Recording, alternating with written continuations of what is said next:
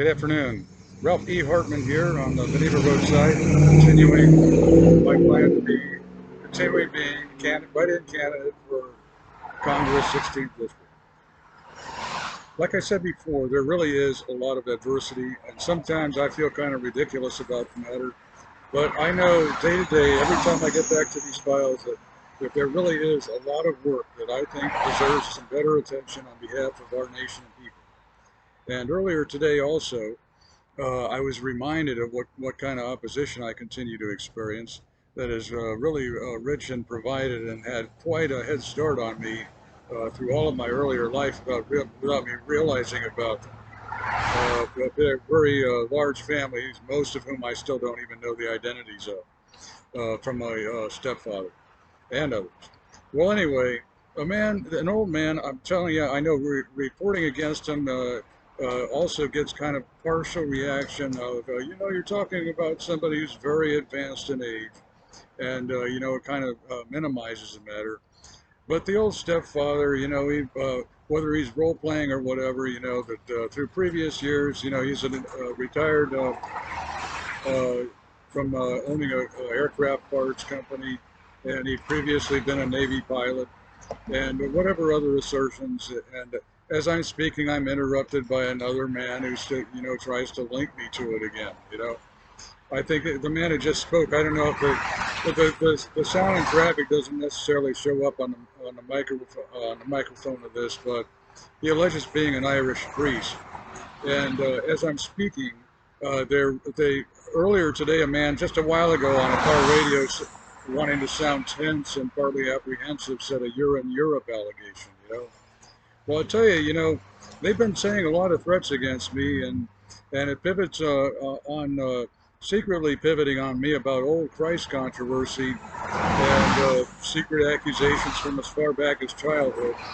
And they themselves are very egotistical and arrogant, and they don't like to have there to be any public hearing or awareness about any of it, when the same like to threaten against millions of people. Just a couple of nights ago, they started a frenzy in air conditioning sound where I live.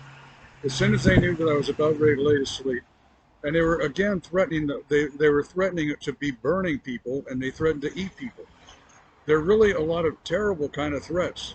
I've been reporting against them for years, and now I'm partly interrupted reporting again.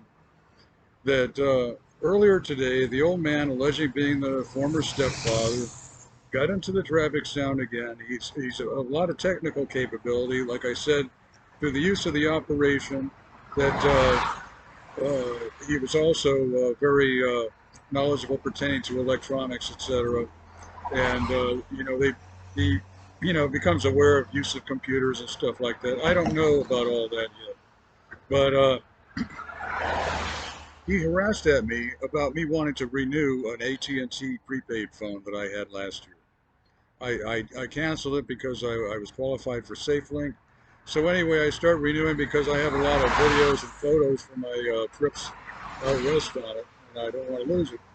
So he starts threatening me about wanting to reactivate the AT&T phone, even though I already do have another phone here, saying that he's been portraying me as though I'm overseas somewhere instead of here in the United States.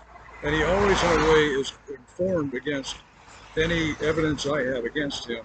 So he's technically trying to portray me as though I'm elsewhere, even though I'm seen here every day. And then he started threatening about a SIM card that I'm being sent to reactivate the phone, because it has an abbreviation of it of VAR.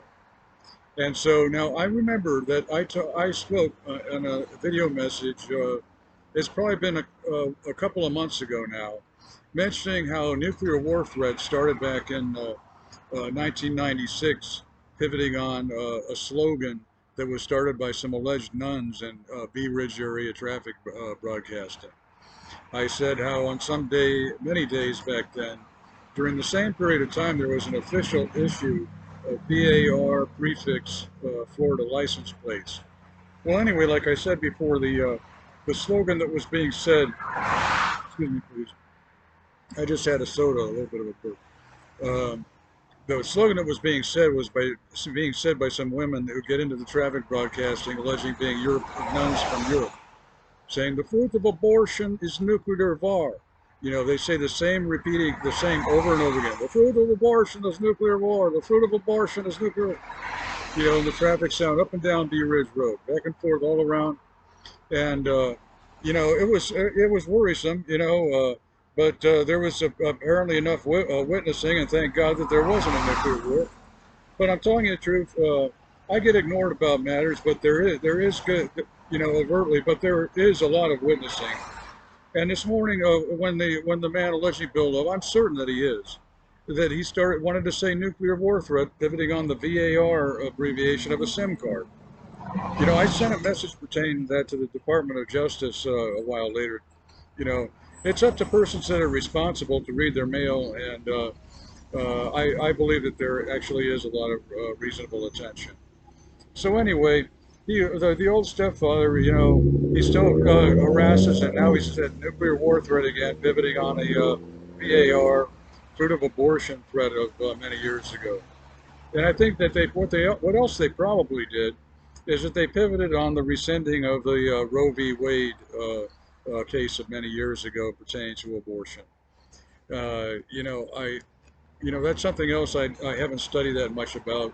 A brief study that I did years ago reminded that the names used for the particular court case might have been chosen because of the meanings of the names. There's different, if you take the name Roe, one of the definitions, of course, isn't a roe, uh, one definition of roe fish eggs?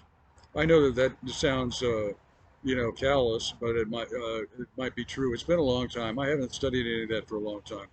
Another definition of wade is to, go forth aggressively, or whatever. If you look up in the dictionary, there's various definitions of wade. So there could be, some kind of other secret pivoting on the landmark case. And now, just since then, I'm suddenly hearing, a repeating of the old fruit of abortion, nuclear war threat. So anyway, this continues to only be for peace. And I'll tell you also that nuclear war threat, like I said, from 1996, there were previous times also. There was nuclear threat as far back as 1988, 89, when they first started the loud traffic broadcasting assault act. By the time 1994 occurred, honestly, I was in a VA center attending a homeless veterans program back in Bay Pines, VA, back in 1994. And during that period of time, there was an incident of the Christ controversy that nobody of the participating clergy wanted to talk to me about, but wanted to be like associating me with, as though any decisions they made would be like done through me or proximity or whatever, while pointing at me as though I'm like agreeing or whatever. So anyway, the part of that plot back in the VA was psychic abuse and of torture. Well, it didn't happen, and I know that there's a lot of good employees in the VA, so I'm not going to elaborate about that. But there was one occasion during a TV broadcast that a man sounding exactly like Pope John Paul II surprised me by getting onto the television through the backrush, not an overt broadcast, saying, saying words including, Ralph, the reason I'm trying to transfer my head onto you is in order to escape some of my guilt. But he spoke sounding exactly the same as the Pope back then. And whenever I say that kind of stuff, they say things like, okay, now we'll say, that they interrupt to say the Pope allegation, this is this U.S. citizen, and this is for good. Same resolving of all the various matters. It's very debilitating to have so much pivoting on someone and then have the same person, having to be just out on the roadside all the time without any, it's just, it's just, just seems kind of ridiculous, doesn't seem, doesn't seem believable, but there's a lot of really documentation.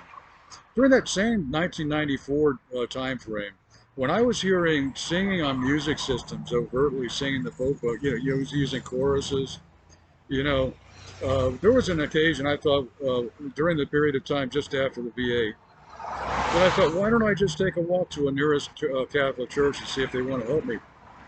So I started a walk along Madeira Beach to the Johns Pass Bridge, and there was a big scene there. There was a big work crew, road crew, lineup of vehicles, beacons on the other side of the bridge, apparently wanting to intimidate me away from the walk.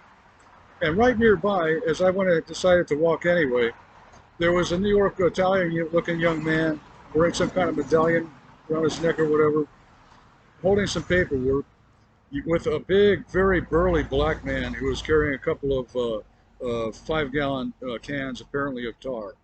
The heavy man, the strong man's eyes looked yellowish jaundiced, hopefully not from any disease or anything. But the man who looked like he was probably an Italian American man looked to his paperwork and then looked to me. And as I was heading towards the bridge, he gestured towards the big, powerful man with the cans of tar, saying, "Then that's the Pope." So anyway, I walk across the bridge, Treasure Island, and I walk to whatever the name of the church is on St. Petersburg Beach. The reception was a very flippant and arrogant kind of Spanish priest who didn't want to talk to me about anything. So I've been through these matters for a lot of years, and by the time the '96 time frame occurred, nuclear war threat again. This is all for a lot of for peace and sense instead. And I believe so many matters could be resolved if I would be somehow, there would be enough of a consensus that somebody from such humble beginning could be elected to a 2-year term in Congress. All of the persons that participate clandestinely who are of any official capacity at all would become known. All of the participants of abuse, especially some who are very egotistical, would want to become overtly known. And this time, I would also have a say-so about the matters, since I am the witness on behalf of the people and nation. So anyway, again, today is every day, and knowing that the Speaker of the House, Mrs. Pelosi, is in Taiwan, hopefully there won't be any disaster. Hopefully there won't be any serious confrontation. Hopefully there won't be any confrontation at all. That the lady will visit and the lady will proceed safely, and that the Taiwan continues in peace, and that there's peace in mainland China and throughout the region. And here and all around the nation, a peaceful day, a peaceful night, and I hope a lot of matters can be resolved in the near future. Thanks, and again, as always, thanks for your consideration.